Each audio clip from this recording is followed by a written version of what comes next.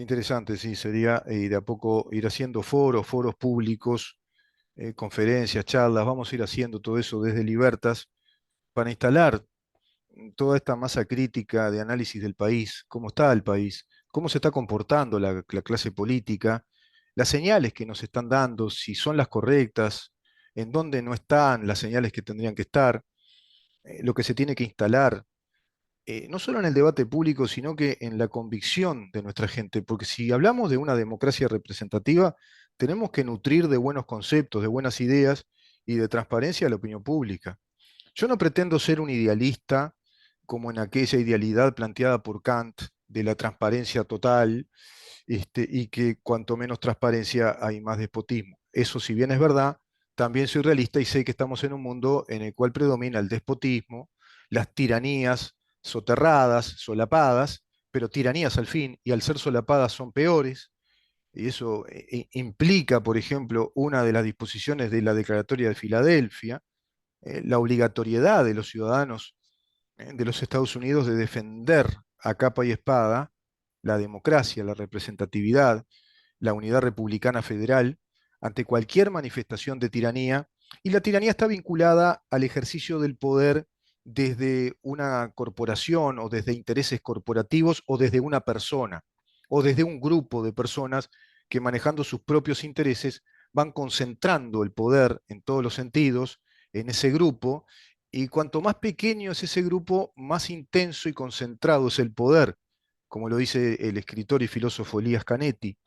Pero cuando ese, digamos, ese secreto, porque en definitiva es eso, la tiranía es el poder sobre la base del secretismo y de muchos secretos, hasta incluso usufructuando o utilizando la falaz idea del secreto de Estado, y no porque el secreto de Estado sea una idea falaz, es necesario el secreto de Estado, pero falaciosamente instalan secretos como si tuvieran la naturaleza del secreto de Estado, y otros directamente que instalan secretos sin decirnos lo que hacen y están en secreto haciendo cosas como pasa con la Intendencia de Montevideo cuando nos enteramos de todo lo que nos vamos enterando. Por ejemplo, de este tema del balizado. Por ejemplo, del sistema, el abusivo sistema de la contratación por el mecanismo de la licitación abreviada o directamente de la compra directa. Y siempre en cada actividad económica, en cada uno de esos rubros, siempre son las mismas empresas o los mismos empresarios. Ahí hay una suerte de connivencia y de uso del Estado uruguayo como un trampolín, un mecanismo o un puente de enriquecimiento entre esas empresas o empresarios prebendarios del Estado, que están ahí en primera fila y que ya saben que se está automatizando esa posibilidad de brindarles servicios o brindarles obra, en este caso la Intendencia de Montevideo, cobrando un canon determinado, y eso es millonario. Por ejemplo, esta empresa de balizas que cobra $1 por baliza. Y hay tantas trampas para hacer acá, para que se cobre mucha plata. De pronto un pocito que necesita una baliza le ponen 4. De pronto ese pocito que se podía arreglar en un día demora 2 semanas.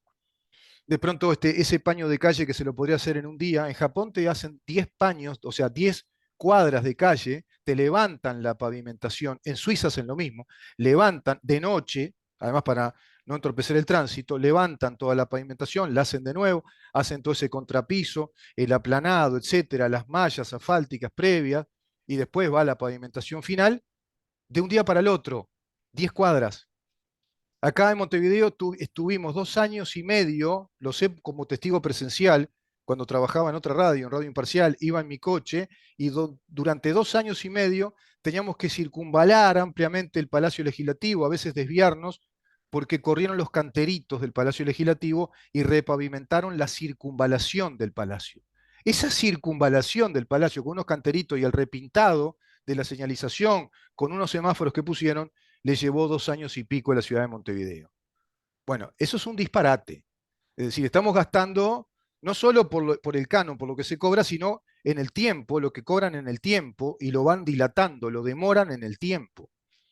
Pero claro, vamos gastando esas cifras millonarias en dólares y después te encontrás con que el Miguelete sigue todo podrido.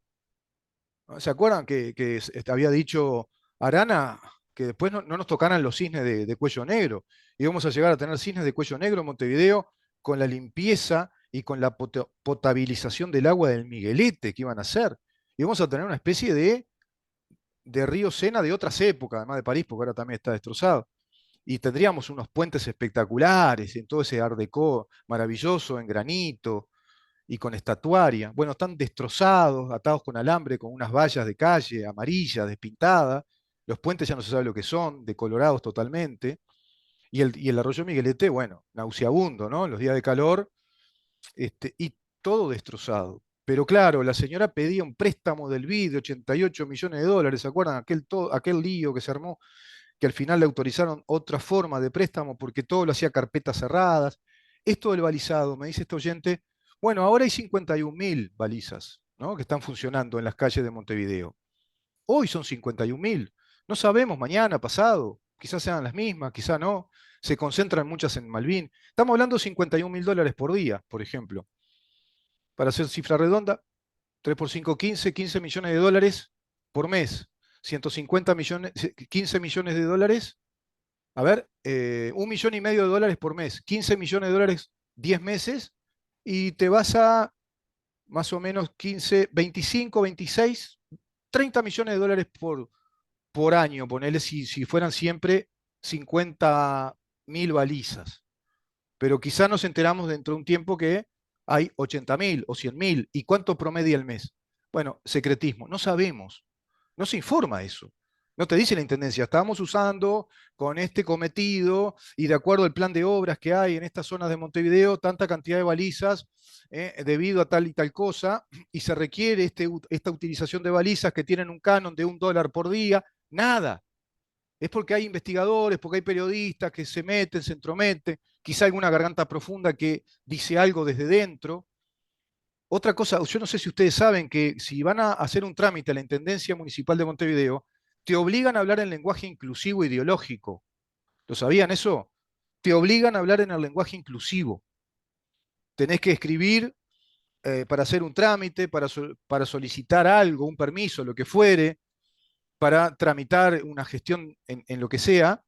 Es todo en lenguaje inclusivo. Los formularios están preimpresos en lenguaje inclusivo y es obligatorio, si no, no se reconoce el trámite que haces. No te lo convalida la Intendencia Municipal de Montevideo.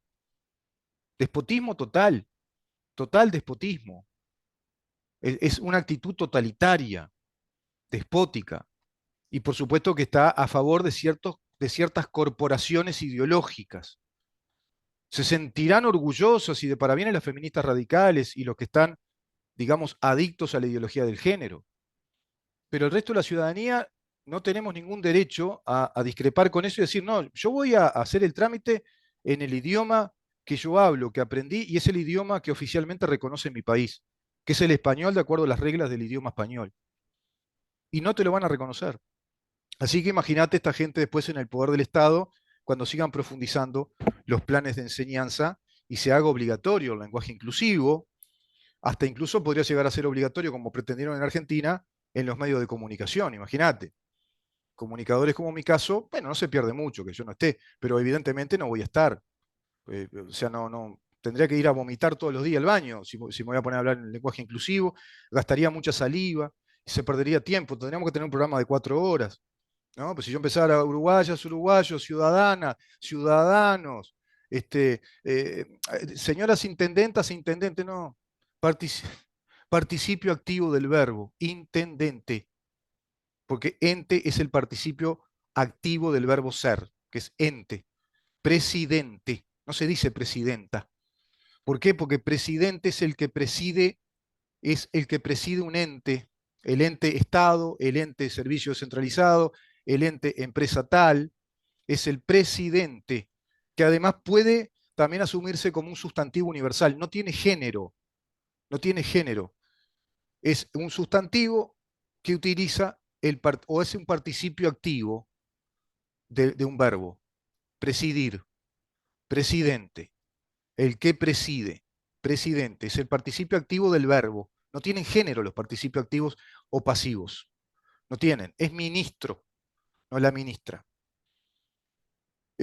Impresionante, ¿no? A ver, del verbo hablar, el hablante, ¿no? La hablanta, no decimos. El hablante y la hablanta. se ablanda toda capacidad así de pensar correctamente, de razonar con cientificidad, ¿verdad? Bueno, eso hace esta gente en secreto. Todo es en el secreto despótico de la utilización del poder que el Estado le confiere cuando ellos van usufructuando el mecanismo representativo democrático, que son las elecciones, sean a nivel nacional o a nivel departamental, porque así lo establece nuestra Constitución, el modelo republicano representativo democrático. Por eso insistimos, como monomaniáticos, prácticamente quijotescos a veces, de que tenemos que defender la República Democrática representativa de cuño liberal, de cuño liberal. Y vamos a hablar de eso. Sí, ¿qué me decías, pájaro? Porque acá Berman me pregunta de todo.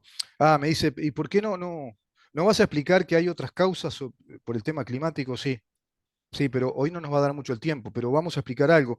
Mirá, por ejemplo, tengo esta publicación que nos dicen que los físicos anuncian una geotormenta capaz de apagar las redes eléctricas y las comunicaciones. Son los científicos chilenos que advirtieron que el fenómeno podría ocurrir entre 2023, este año, y 2024. Esto se publica en un periódico serio, El Economista, de Colombia. Hace algunos días, un artículo científico elaborado por físicos de la Universidad de Chile se convirtió en el documento más leído de la revista Space Weather debido a los impactantes resultados que arroja su investigación. Los físicos estuvieron durante varios meses analizando los ciclos del Sol y su constante radicación, que actualmente atraviesa por el ciclo número 25 de las geotormentas solares, que está en una hiperactividad solar porque a su vez la galaxia está en una hiperactividad galáctica con varias explosiones de supernovas. A ver si nos vamos avivando un poco y entendiendo qué pasa con el cambio climático. No tiene que ver con el gas de las vacas. No tiene mucho que ver eso.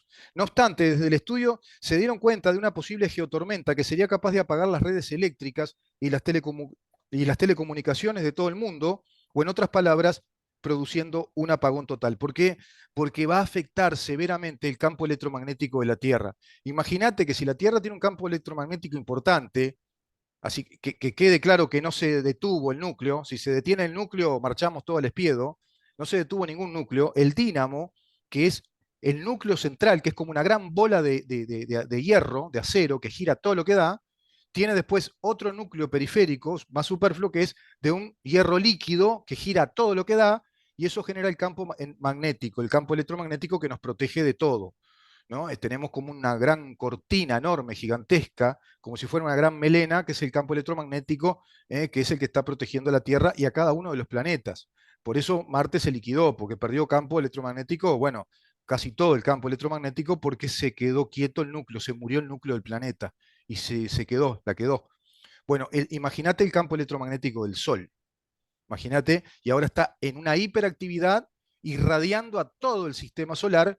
Es una tormenta impresionante solar que cuando vos la ves graficada digitalmente a través de los científicos de la NASA, a través de científicos de los grandes telescopios y laboratorios, como el Monte Palomar, como los científicos chilenos, también los de la Comunidad Europea, que muestran los estudios que van siguiendo a través de los impresionantes satélites que tenemos hoy, lanzados al espacio, y ahora se lanzó ayer el James Webb, se lanzó un telescopio impresionante, gigantesco, que ya no orbita la Tierra, sino que escapa a la órbita de la Tierra y está midiendo incluso el Big Bang. Están llegando ahí al Big Bang y descubren cosas impresionantes.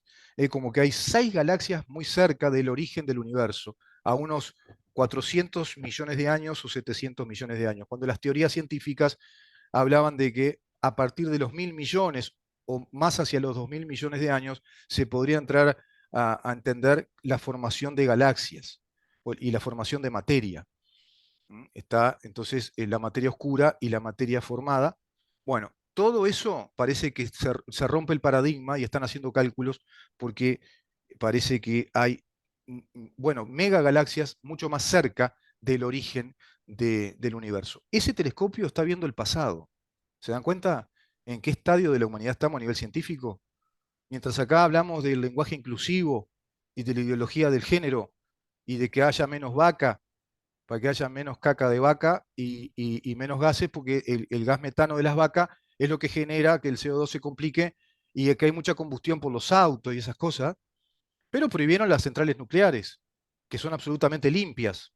Acá es palabra prohibida hablar de una central nuclear, por ejemplo, en el Uruguay, pero las prohibieron y le quitaron autonomía, soberanía energética a Europa, que ahora la emprende otra vez con las modernísimas estructuras y sistemas de ingeniería de laboratorios de producción de energía a través de la energía nuclear doméstica, no es para hacer bomba, doméstica.